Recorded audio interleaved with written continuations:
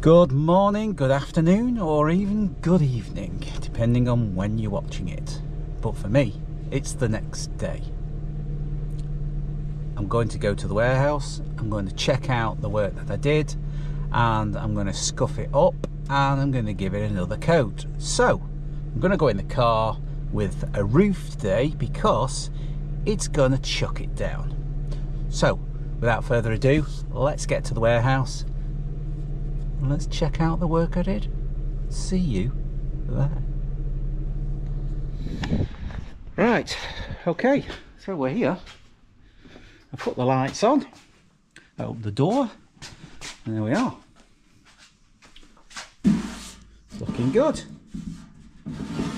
Looking good. I don't know whether you can see, but it just needs, I think it needs a Scotch-Brite pad over it and another thin coat. And I think it would be great. I think I'll take it outside and you can see properly what it's like inside.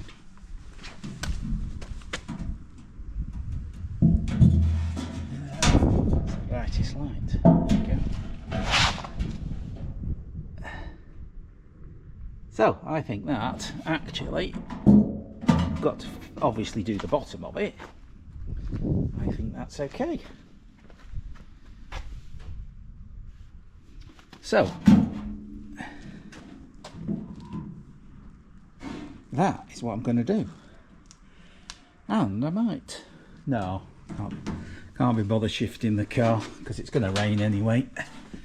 So I'm going to Scotch-Brite it off. Scotch-Brite it off, get it sorted, and then give it a recoat. So, you don't need to see that, do you? I don't think you do. Right. So that's what I'm going to do, and I'll be right back when I've done it. See you shortly. Okay, halfway house for you. I have scuffed up the Hammerite. Now I found it better. The Scotch-Brite didn't even touch it. So from past experiences, a fine sandpaper doesn't work either. It clogs it up. But to go to the other extreme, a harsh one takes it off. So I found that wire wool actually does the job perfectly because it takes the shine off the Hammerite and gives it a perfect surface to give it another good coat. So that is exactly what I'm going to do. So with that said, I will sort it and you will see the finished article. See you shortly. Right, well, that seems to be complete, and I think actually it looks really good.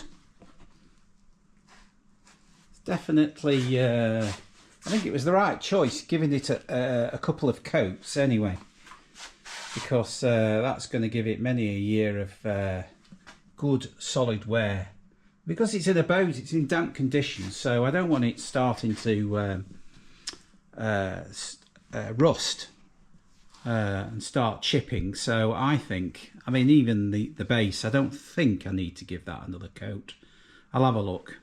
I've kept the brush. I saw somebody on YouTube use their old gloves and then masking taped it up, and hopefully that might stay wet for me to do that top another day. So that's done. I'm now going to move that off the desk because I want to give this another coat of primer because it's about 4 years old and there's some, you can see some aluminium just coming through there where it's probably been knocked, what have you. So I'm going to get that prepared. That is the opposite side window. That's not going to affect the latest video of putting that window in there. That's for the other side. So I might as well get that finished and sprayed up, ready for installation for the next, not the video that we're going to be doing, but the one after that. So that's the next step. So I'm going to shift that out of the way, set my stall out, and you are going to be back. Right, stall set. So I put it on a small piece of ply with 2 to lift it off the ply. so I can move this around while I'm spraying. So gun in hand, I'm going to just warm up the aluminium. As you know, if your metal's warm, then the paint grabs that bit quicker and you're less likely to get runs. That's what I have found.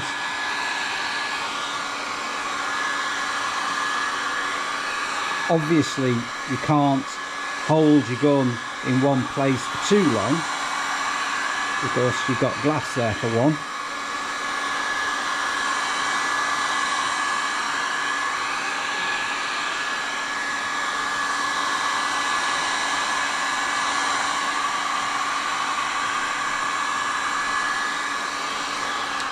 Check that out, see if that's, yeah, that's okay.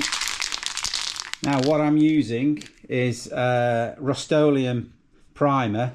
I never tend to mix the undercoat and the top coat manufacturers. I always use the appropriate one. Where I do mix is the, although ironically, just contradicting myself, I've got the Rust-Oleum clear lacquer. Now, as I said to you, I think in a previous episode, you've got to spray that and then let it tack off and then spray that. You can't then spray the following morning that, because it reacts. Trust me, I've done it. I've done it a couple of times, and it's a nightmare because you have to wet and dry it all down again and then start all over again.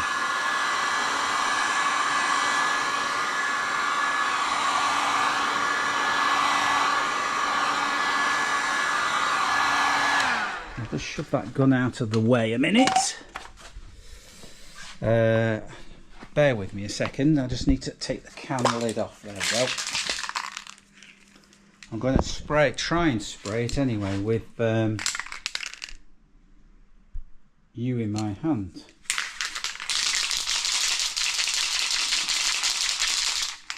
So we'll just test it. Oh, it's white. Is that white? Oh, grey finish. Right, coming out. Right, so we'll give it a light dusting to start with.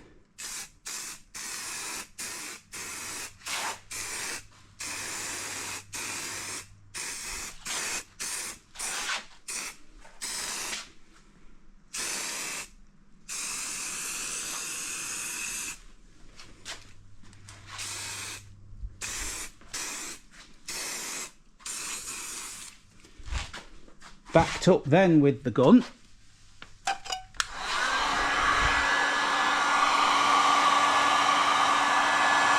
With the gun, if you notice, is quite a distance away because all we want is the warm air.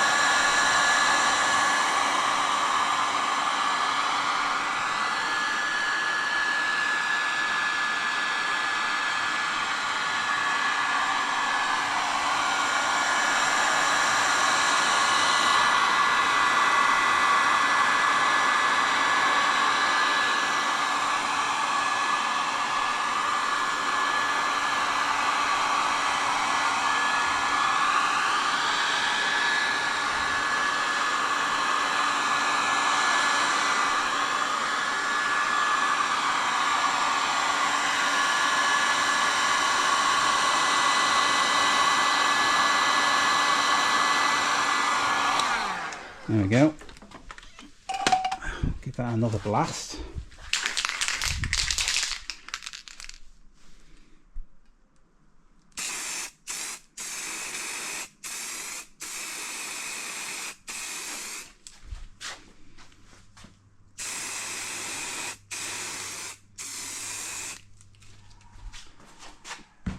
And because this is the second coat, I'm going to move it around so I can get a good aim at it.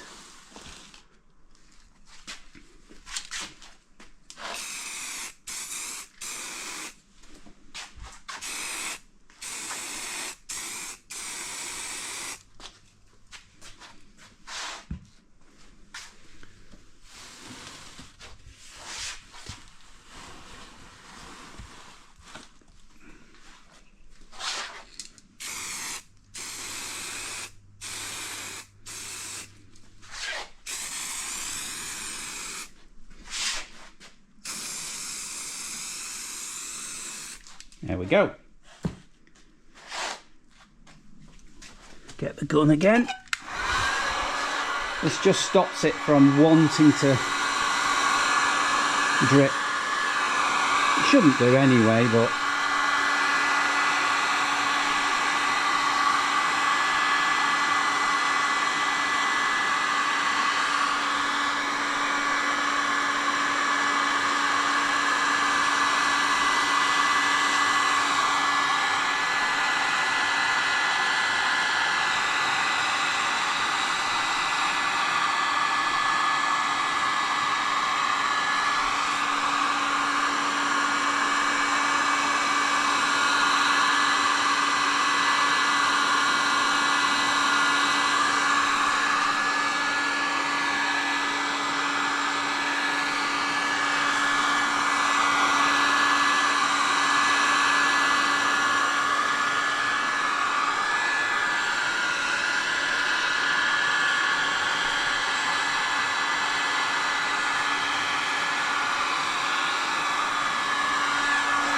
there we go.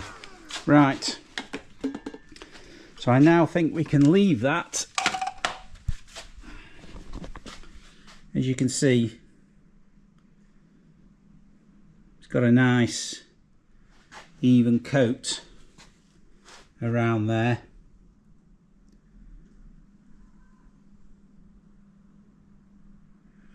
Yes, the rubber gasket's going along this edge here, but I just wanted, there was the odd chip along this section here that I wanted just to cover, and also on the inner edge there, which is now nicely covered. I don't think I've missed anything. There wasn't many, but I just wanted to make sure that it was properly covered for the sake of it. So there we go. So we can leave that till I can't do anything tomorrow because I'm busy, but the following day we can put some of the metallic on. So with that said, all I'm going to do now is give this a coat, and then I shall decide if there's any time to do anything else here. I was only going to just paint that, which I'm delighted with. That's tacking off quite nicely now. So yeah, until next time, I'll see you then. Have a cup of tea. And a good morning to you, my fellow internet subscribers. So, we painted some primer, didn't we not? Yes, well, we're back, and following day, and that's the result. As we know, there is a few nibs, so we just need to de-nib it now so we can put the top coat on. So first thing we're going to do, I don't think we need to wet it. I'm going to use 1000 because it's nice and smooth as it is, but there is the odd nib. You're going to get that in a warehouse that's pretty dusty. So we're just going to de-nib it. Now we're going to stay well away from the edges because we don't want to bite through, because we'd have to start touching up the primer and we'd have to wait. So we're just going to take the nibs. You can feel through this because it's so thin. I'm just going to de-nib it, as they say in the auto industry. Not that I'm a professional as such, but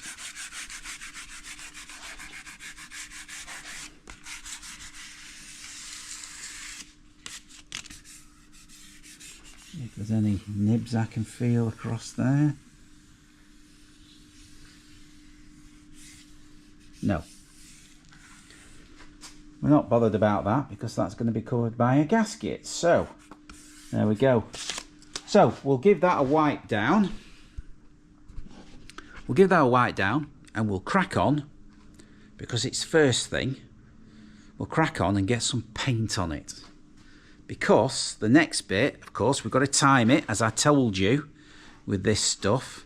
We're going to put the main coat on which does, it's a combination of the colour and it's semi-lacquered as well, I think, from memory, but we're going to give it a high gloss, so we're going to have to wait for it to tack off and then hit it with the clear lacquer. So I'm going to set you up somewhere, don't know where. I'll think about it, I'll give it all a clean and wipe down, and then you'll be back when I'm ready to put the coat on. So get yourself a cup of tea, yes, or coffee, whatever. Right, you're set up nicely there. So I've warmed these cans up, both the paint and the lacquer, and I've also given this the once over just to take the coldness of the 24 hours since it's been in here on its own. I just want to get that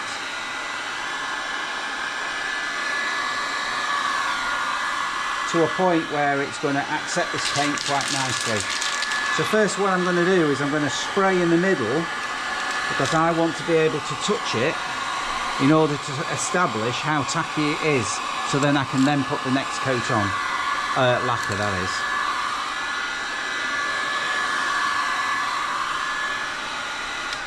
So it's a dust coat first.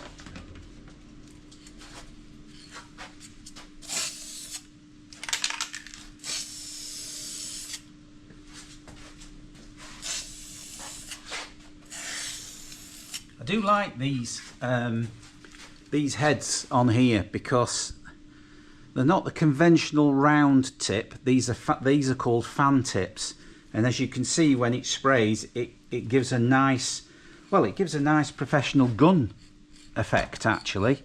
You know, like auto garages use. It gives a nice fan spray.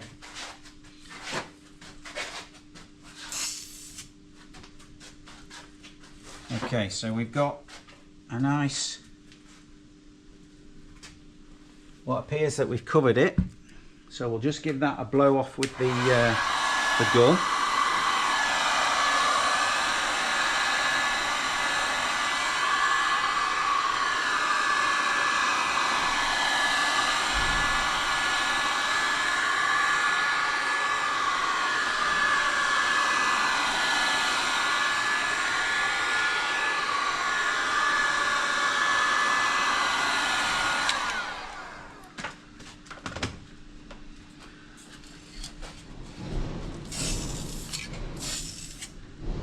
Okay, so we've got a nice part there now. We can use that as our tester, we can test it.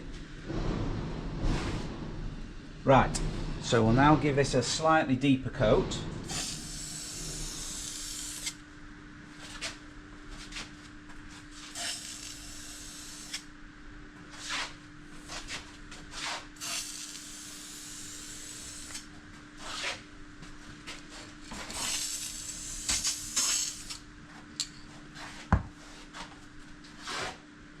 Check there's no reaction. It doesn't appear to be any reaction, so primer that we used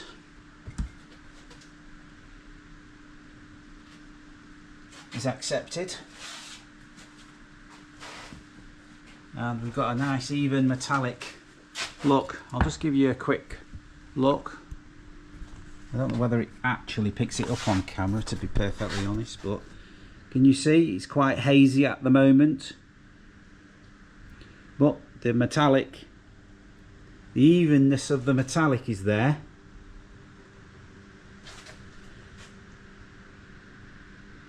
So everything's good up to now, so we now can build on that.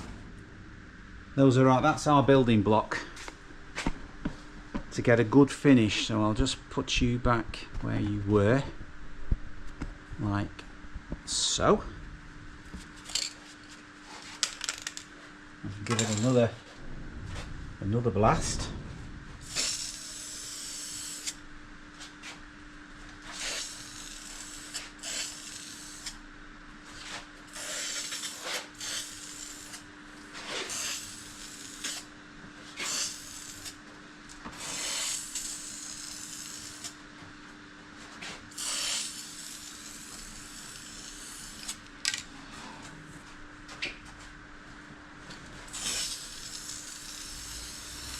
just covered the lip around the inside. Not overly bothered about the outside, because as we know, that's where the gaskets, the rubber seal's going to live. So we've got a couple of spits there that I can see. Not much I can do about that. Maybe if I clean the nib a bit, that's probably going to be the best thing.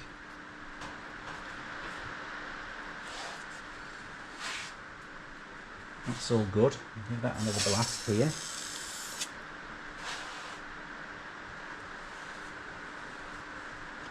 Yeah, there's a couple of little splats there. I'll show you those. I think with the lacquer over the top. Can you see them? I don't know. Oh yeah, there they are. I don't think they're going to give us any grief, to be honest. But you can see how it's slowly building. Still a little bit hazy there, but we've got lacquer to go on top of that.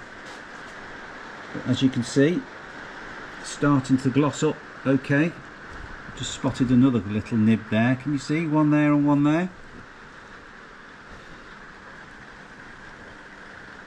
So far it's okay. I'm happy with that. Right, put you up there. I think we'll just get the heat on that, let that flash off.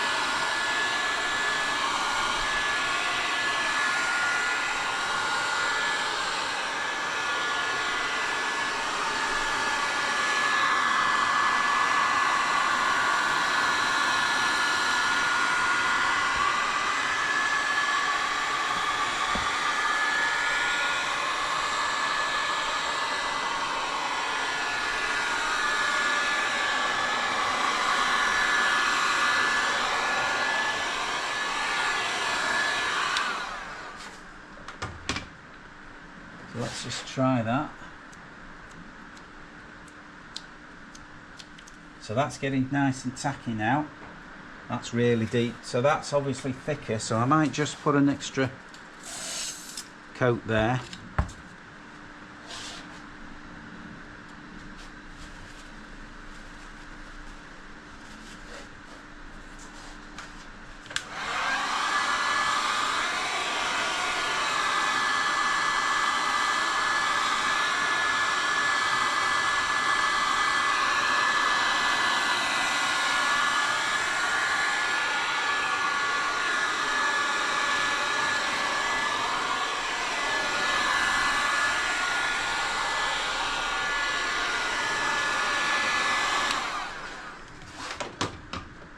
Right, so the next decision is really, have I got enough coverage of this satin nickel, it's called, on there, so I can then make a decision on going on to the lacquer stage of it. And I personally think that the coverage, I think, is good. I think I've got a nice metallic even coat. It's not patchy, and it's not thick in places. It's just nicely even all the way around. So the next bit is the crucial bit. It's throwing some lacquer on it. Will it or won't it react? That's the question. So we're going to try that out right now. So we'll just put the lacquer, wherever that is, back in the water.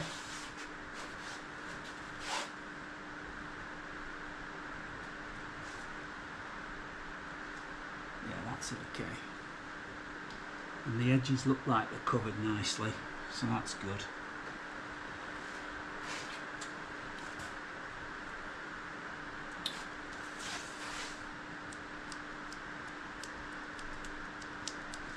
That's tacky enough, that's okay.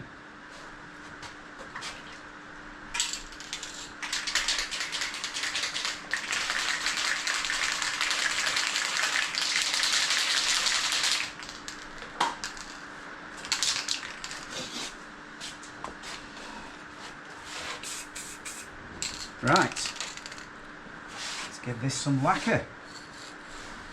Fingers crossed. Let's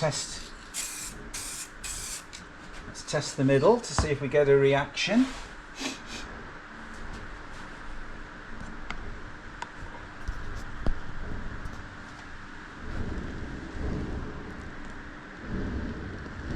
Doesn't appear to be wrinkling up. Let's throw some heat on it. Let's force it.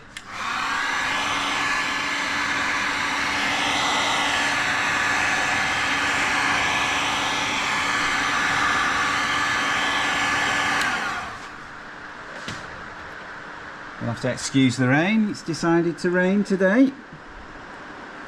I can't see any reaction.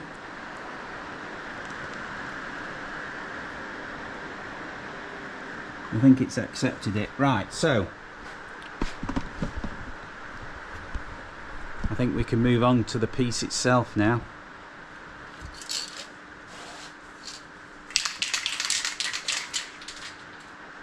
I can't see any.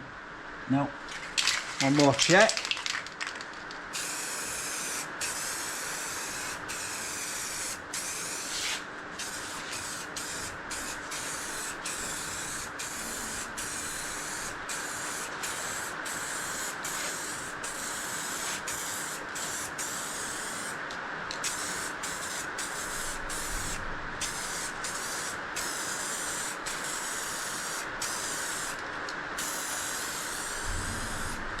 Doesn't have to be a dry coat with the lacquer because we're already dealing with a tacky surface, so the lacquer should grab.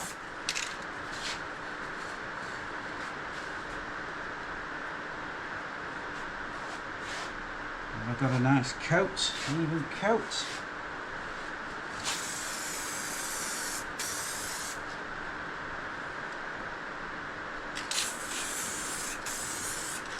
I think so.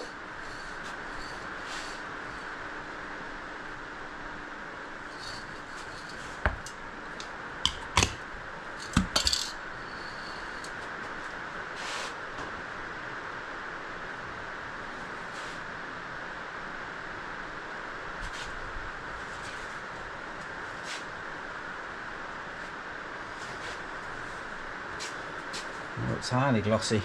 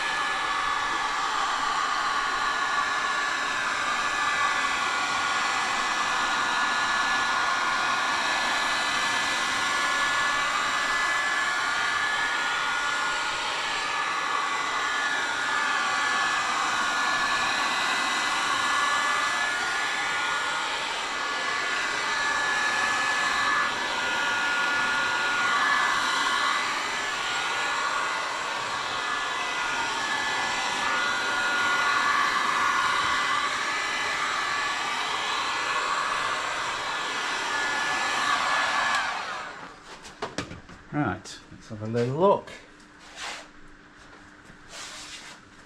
Yeah, no reaction there. So I'll let you have a closer look. So obviously, as I said to you before, the reason for me just using the heat gun, it does help, you know, an unprofessional sprayer to alleviate the drips and things like that, because sometimes you can overpaint a thing because you're not used to doing it day in, day out.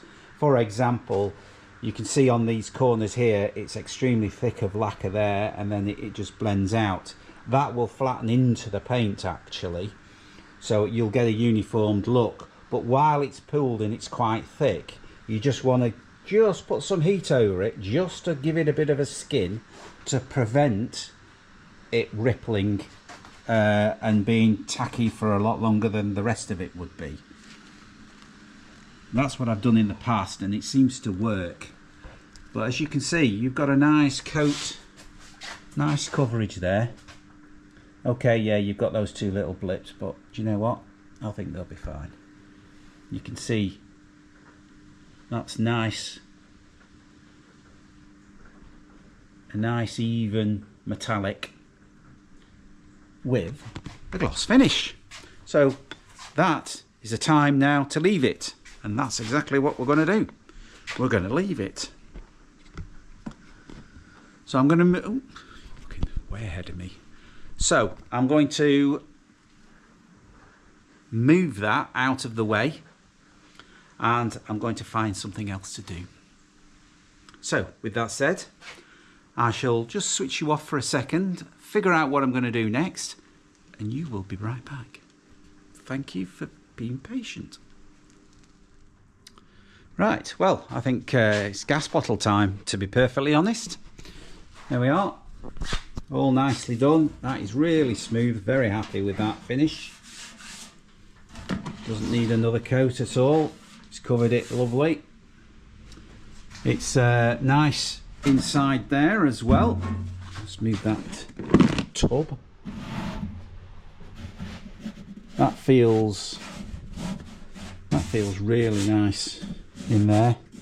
I think a gas bottle is going to be well at home in there. So I think what I'm going to do now is a pretty tedious job, and that is just clean up some of the things that I'm going to keep and then place them back in their rightful positions, and then get that back on the boat.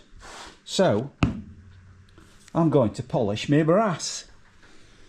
Well, of course you don't need to see that, do you? Of course you don't. So I'll do that, and we'll be back as soon as I've finished cleaning my brass. Okay, so that's now nicely cleaned, as is the nut that goes with it. The washer, I've sort of cleaned it. It's not actually brass, but hey ho.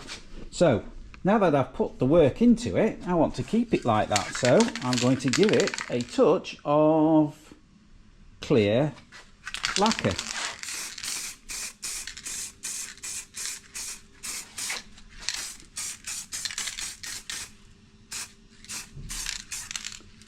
Like so.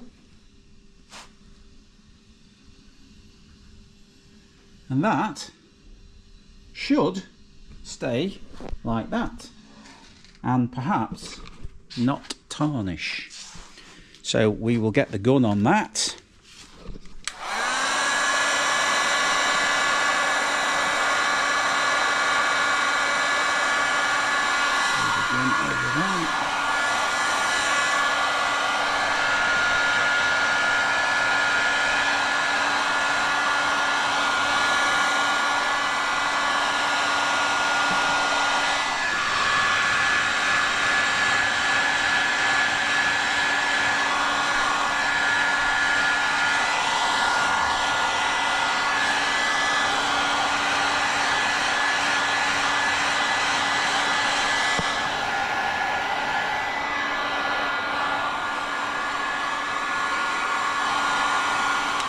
Should be enough, I think. That's fine. Super. Right, well, that's another bit done. That'll get fit into that hole there, and then it can be offered up onto the boat, and then we can say, well, that job is done, and then we can go and hunt down a new job. And I think I'm going to take the couplings off the Z drive at the back of the boat, because I watched Sailing Brothers, and they're sailing around the world, and funnily enough, they've had exactly the same issue as I had with those couplings on a Z drive, funnily enough, that they've just rebuilt in God knows what country that they're currently in. What an adventure they're doing. Just watch the Sailing Brothers. If you like your sailing, you probably already know about it anyway, but just watch them, they're brilliant. Anyway, going back to the couplings as I've wandered off. So I'm going to take those off and I'm going to measure them, and I think I'm going to go down the route of sorting those couplings out, because I watched them closely and it did look quite easy to connect the engine and those couplings up, and as they did it, I learnt quite a lot. So I think I probably was making a mountain out of a molehill by saying, oh, there's going to be major problems lining it up and this, that and the other. And actually, looking at what they did, and they completely took the gearbox off the back, it actually wasn't as bad as I thought. And I think I'm going to go down that route. Yes, they're expensive, and yes, they're an expensive mistake if I get it wrong. So that's why I think I'm going to take them off, have a look at the diameter, have a look at the catalogue that actually supplies them, and then we'll take it from there. So until then, well, I'll see you when I've got another job for you to watch. Yeah, so the lacquer's dry on that brass piece, and I thought I decided I'd give that a second coat, so then everything's got a second coat. So there you go, that's what that looks like, and I think that looks jolly nice, doesn't it? And obviously that is now coated and dry, so that can go on the inside. Obviously I can't turn it over because I've gone and painted that. But hey ho, I'm very pleased with that. It looks a damn sight better now. Looks like a new pin. Right, well, I just thought I'd show you that anyway, because I just thought, do you know what, I'll give that a paint. And the only reason why I said that was because the brush that I used actually hadn't gone hard, so I thought, great, bonus, I'll do the bottom. Anyway, enough said. See you when I've decided what I'm doing. Right, well, I think, as I said down below, I think while I'm in the mood, I'm going to try and attempt to get these couplings off. So that's the next job, and I'm going to put you there, and then you can hear and see me cursing away and failing miserably to get the couplings off. Can you see where it is? There it is, yeah. Now, might not be the best of angles for you, but we'll see. So, everything is loose bar this one that obviously goes into that bit there, down there. So as I turn said bolt, like so, everything moves. So I'm going to have to wedge. I've got my multitasking tool, and that one seems to fit, which is a 5/8. So I think what I've got to do is somehow stop that from rotating. So if I just, might be able to do it with that actually. I know it's not the right tool, but you know, I can stop that from moving. Oh, it's moving. It's moving.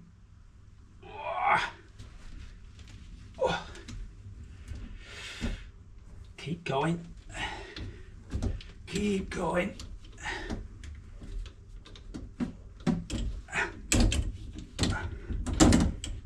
Don't stop. I could do with another pair of hands, really.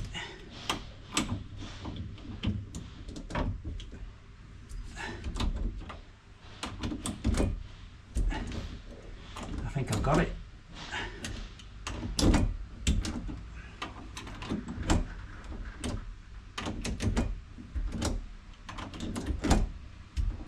Or is it just rotating in the same spot? I don't know. Seems to be getting easier. I'll keep persevering anyway.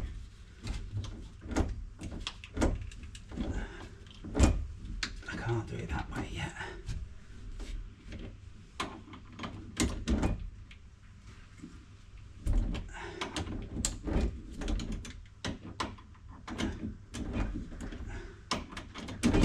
Yes.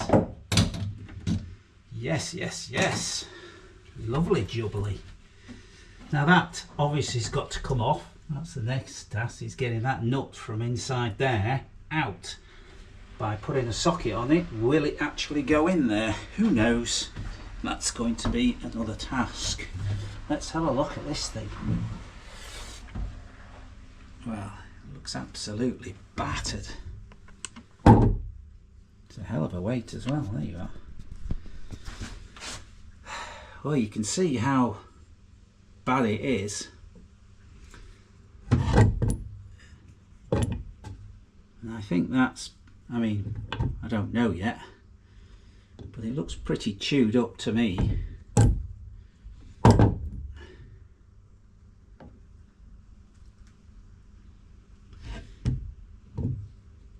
Anyway, we'll get that dismantled. We'll see how bad it is. I mean, I'm not going to use them again, that's for sure. I mean, those grommets there should be well and truly inside there, I would have thought. But there you go, what we've got to play with in there. So I think those are going to have to be re-tapped, definitely. And I would imagine it would be a lot easier if it was off the gearbox. So that's probably the next thing to come off. Now I don't think I've got my torque, I forgot what they call it. Anyway, that's got to come off, and I've got a specific tool that might just get that off. A power tool. Right, well that's a good start actually. So I'm going to get that to the bench and I'm going to examine it that bit closer. Marvellous. See you shortly. Right, this bit actually, funnily enough, isn't for your benefit, it's for mine. Because I need to remember how this thing goes back together once it's been renewed. So I'm just literally having a look. Obviously the short ones go through there into there. Mind you, that looks, I don't know. I would have thought that one would go through to there and then the bolt would go on.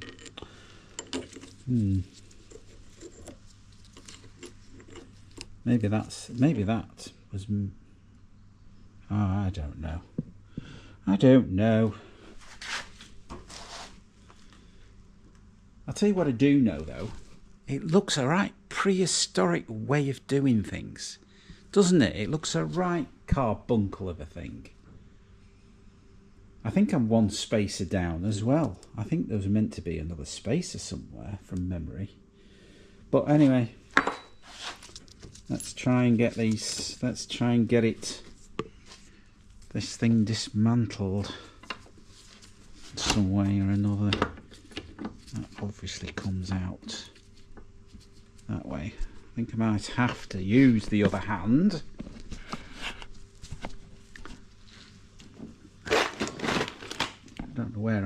much you like, but I'll shove you there. Now you might want to actually, there we are, you might want to skip through all this bit, but you know what, I'll leave it entirely up to you. But I just need to do a video evidence of what I am doing, because I want to remember sort of how this thing goes back together. Does that look like it's coming out?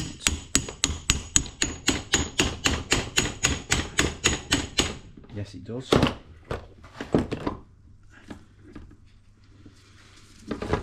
Maybe if I secure it in there properly.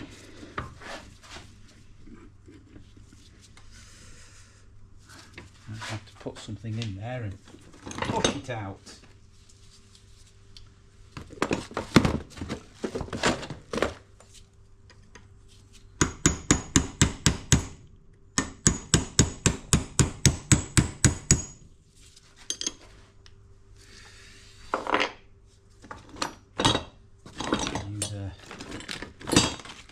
Dodgy screwdriver.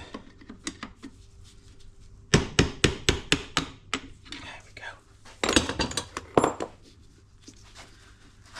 Oh, I see. That's a sleeved.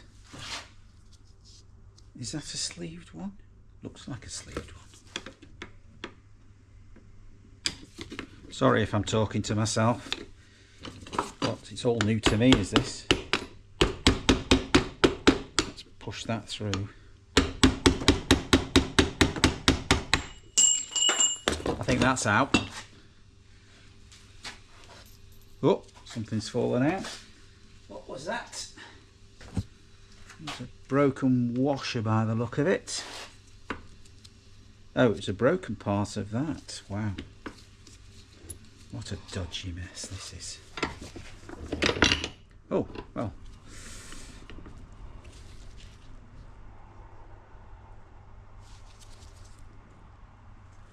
I don't know whether you can pick that up, but I can't see.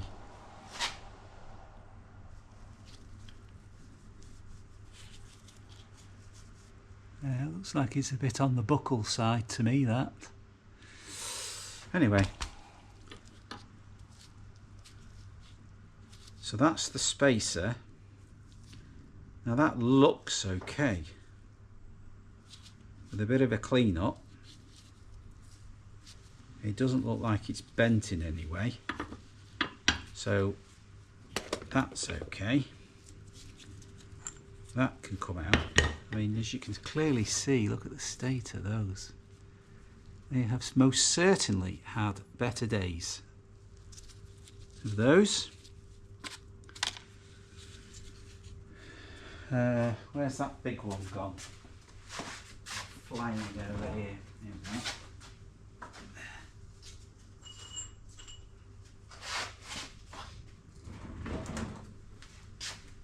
Oh, that turn on.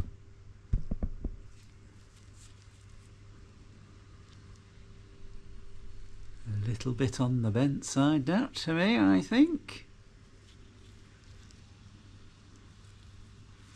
So that goes on there. So we clearly need at least.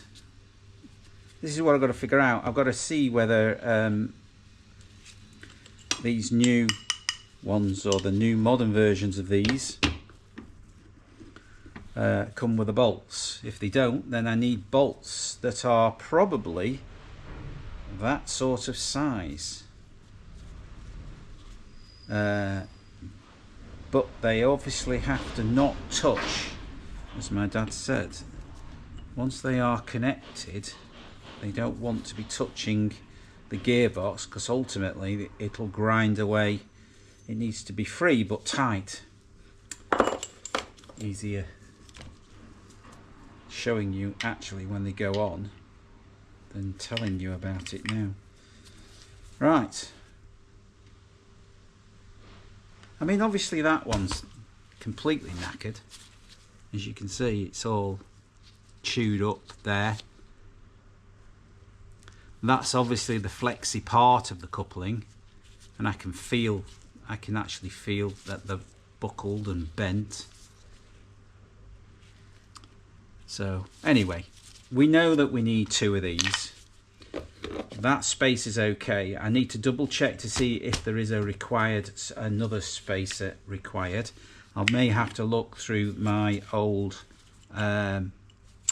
videos and photographs to see whether there was another one. I'm sure there was, because and it will be in here somewhere. Hey ho, easier said to find that. Anyway, right, okay, I just thought I'd show you that, because this is what we're up against next. I think I've got to, well, it's one of the jobs I've got to sort out, and I can research it while I'm doing other work. That's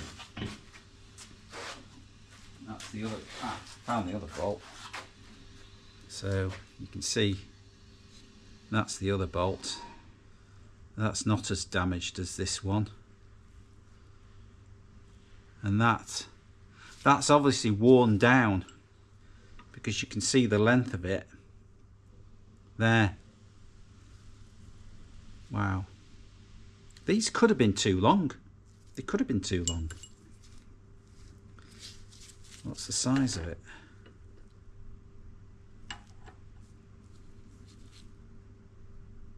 It just says, is that a 5 or an S? I don't know.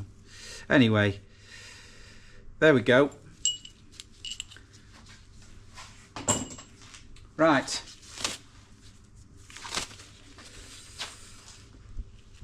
Well, I shall go and do some research on that, and I will obviously let you know my findings. So until then, I will see you later.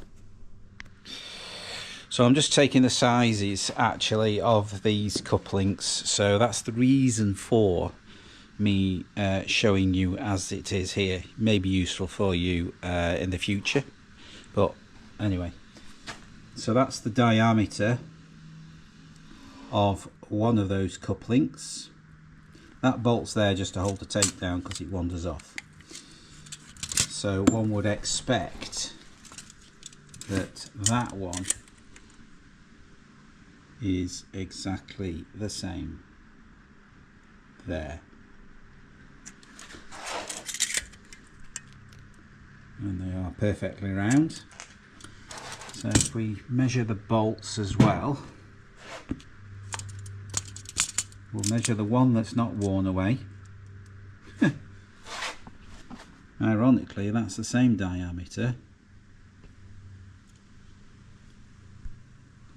That's on the edge, is it? Yeah.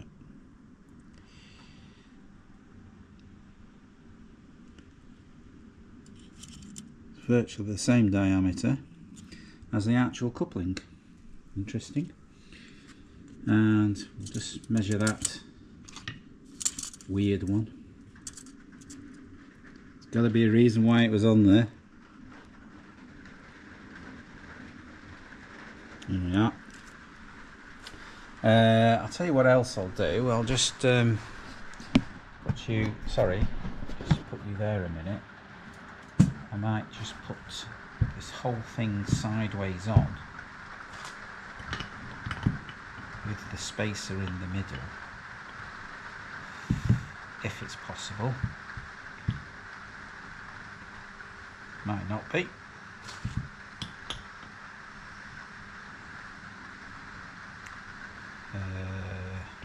Put it that way.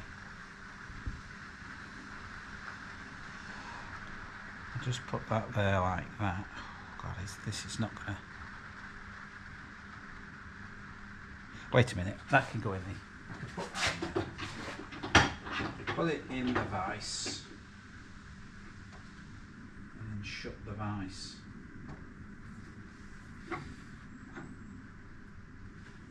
This is only a ballpark figure.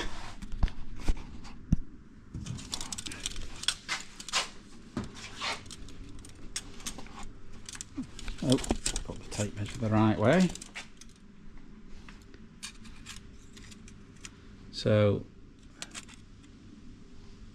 that's that, and then from bolt to bolt, whether I can I know this isn't going to be accurate, but it sort of half tells me roughly what size bolts there are. I know the catalogue actually specifically tells you exactly what sizes you need, but this will give me a guide on whether I'm on the right track with a particular product, because there's quite a few in this catalogue. I will show you what that catalogue is. It's all at home. I don't think it's here. So when I get home, we'll have a flick through and I'll show you what I'm on about. Okay, well, I'll see you back at home. Right, we're back. And so I've pulled out another couple of windows before we go on the boat and we have a look at the gas bottle for the final time, the gas box bottle thing for the final time. I've pulled out another couple of windows and they were battered as I anticipated. That's the unfortunate thing about having things done and then stored incorrectly, they get battered. So here we are, we've got another one. It's good on that side. That side's all good, untouched.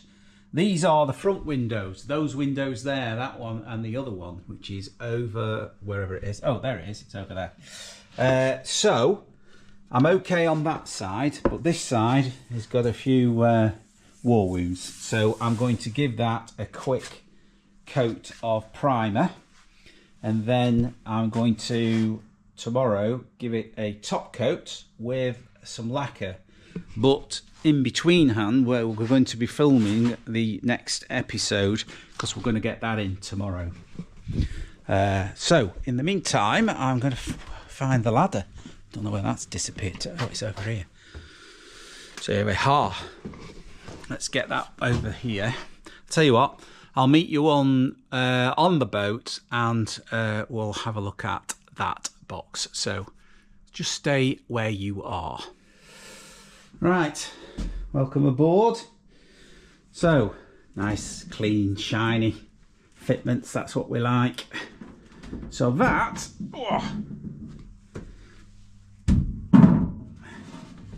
is going to fit like that, and I think for the point of ease of changing the bottle, I think it's probably better at the front, because obviously there's going to be seating across here, so you want to be able to lift maybe a hatch or just that section. I'm not sure what I will make, but it obviously needs to be in maybe 3 pieces, and then you've got your seating across there. So maybe that needs to be up against there, maybe away from the engine. But we might need access. You see, this is the thing, you've always got to, I didn't realise this, but you need to gain access to certain points of the engine. It's alright being at this side, you can get to it there, but if that's in the way, so does that mean it? No, you see, it'll be over. I know I'm talking to myself, but sometimes you've got to. I think maybe that has to be that bit further over there. That might have to go there, because you need to get to wherever just in case. So I think that is going to be the best place for it. Somewhere around there. I could always bolt it to the floor, of course.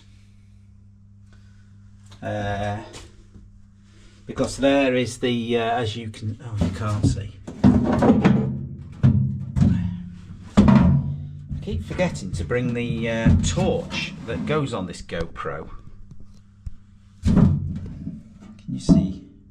Well, you'll have to take my word for it, but it's in that corner. That's where obviously it gets connected, and if there's any leak from the gas bottle, it goes out of that hole there at that side. So I think if that goes there, and then we'll use this bottle as a demo, that goes there, I think that's its final resting place. I'll speak to John about it tomorrow, see what he thinks, but I think that's probably the best place, because then the exit pipe can go out of there and then get connected to there, and then this gas bottle pipe, this gas pipe can perhaps go under there through that hole there and then connect to the gas bottle. Yeah, I think that's good enough, because it's coming down here anyway, so I think it's going to be better there. And obviously you're going to lift it up, get it out, change it, put it there, and you're off and running, aren't you? Right, well, that's it. So that's for Tom, actually. He was interested in knowing what was going on with that. So there you are, Tom, and thank you for subscribing and watching this channel. Right, I think I'm going to load it up before it goes into War and Peace again, and then we'll start a fresh one with a continuation of painting those windows. I'm going to primer it now, and then tomorrow I'll carry on. So there we go. Thanks for watching this, and we will see, I will see you in Boat Extras next time. Bye.